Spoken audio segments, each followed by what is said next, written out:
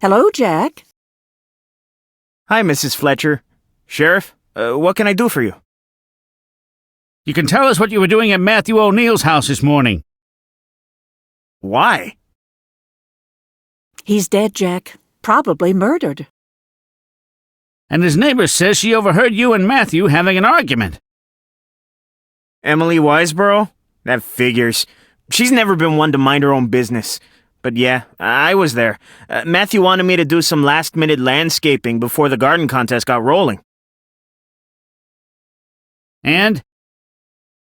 And Matthew didn't like the stones I used to edge his hydrangea beds, and he's the one who picked them out. He said he wasn't going to pay for the work I'd done. Emily said the argument became rather personal. Yeah, I guess it did. Matthew had a way of getting under people's skin.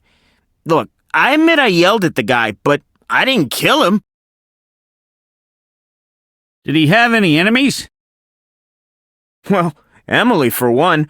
Her cats were always coming over and using his gardens as a litter box. Matthew hated that. Uh-huh. Anyone else? Just Avery Donaldson, Matthew's arch-rival. Those two go head-to-head for first place in the garden competition, and every year for the past 5 years, Avery wins. If Avery always beat Matthew, that doesn't give him much of a motive to kill him. Losers have been known to kill winners, but seldom the other way around.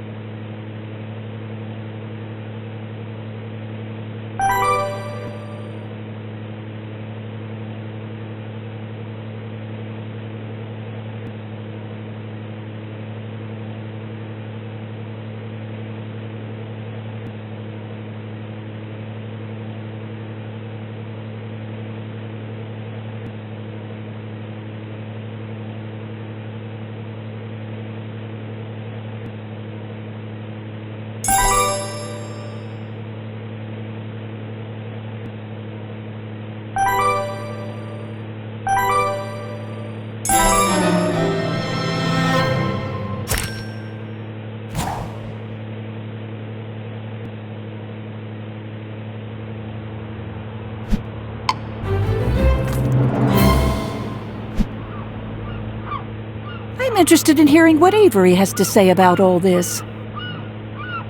Let's go find out.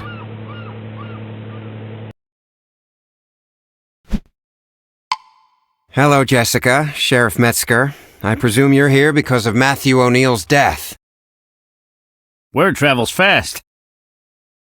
Well, let me save you some trouble.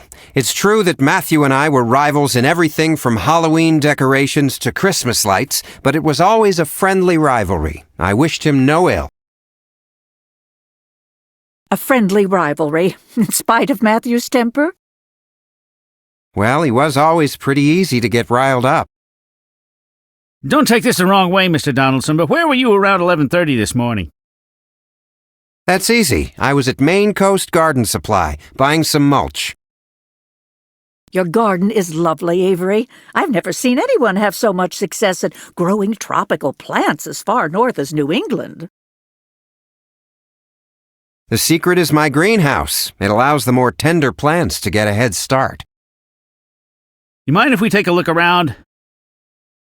Be my guest.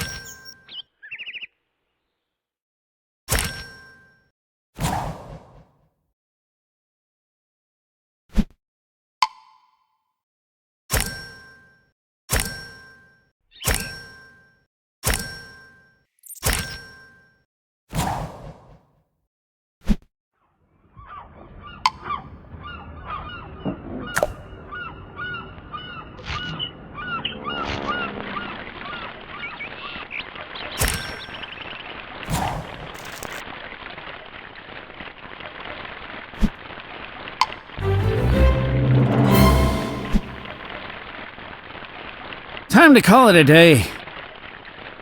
Tomorrow morning I'd like to stop by the garden club office. Maybe Thomas Pickering can shed some light on things.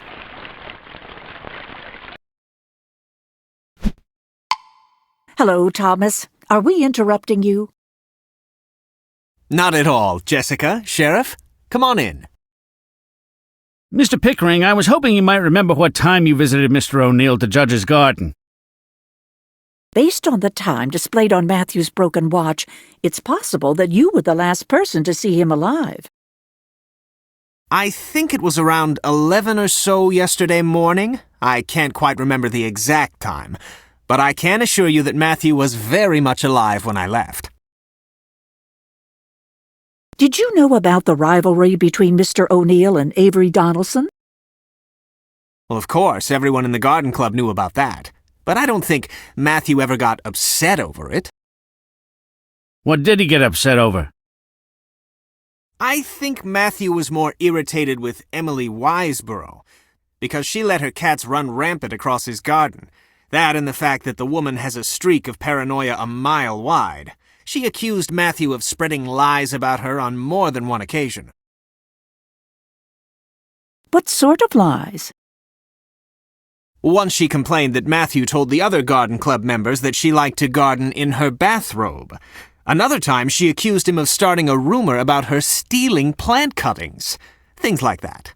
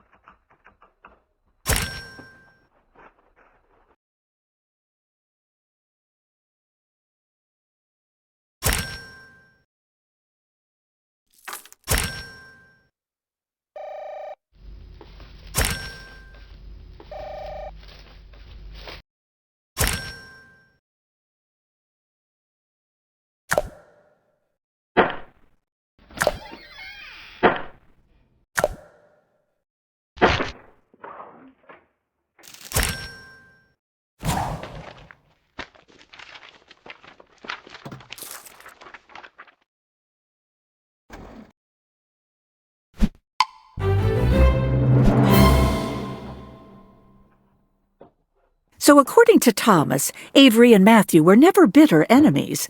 But I still think we should follow up on Avery's alibi. Yeah, who knows? He could have altered that credit card receipt any number of ways to make it look like he was at the garden center at the time the murder took place.